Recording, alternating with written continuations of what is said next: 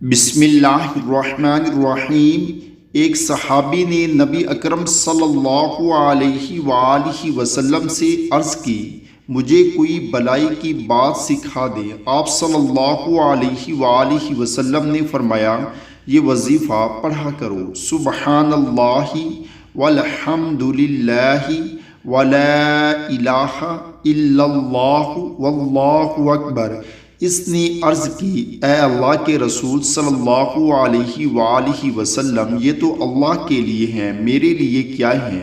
آپ صلی اللہ علیہ وآلہ وسلم نے فرمایا، جب تو کہے گا سبحان اللہ الحمد للہ لا الہ الا اللہ اللہ اکبر، اللہ تعالیٰ فرمائے گا تو نے سچ کہا۔ اور جب تو کہے گا اللہم اغفر لی، اے اللہ مجھے معاف کر دے، اللہم ارحمنی، اے اللہ مجھ پر رحم فرما، اللہم ارزقنی، اے اللہ مجھے رزق عطا فرما، اللہ تعالیٰ فرمائے گا میں نے یہ سب کچھ تجھے عطا کر دیا۔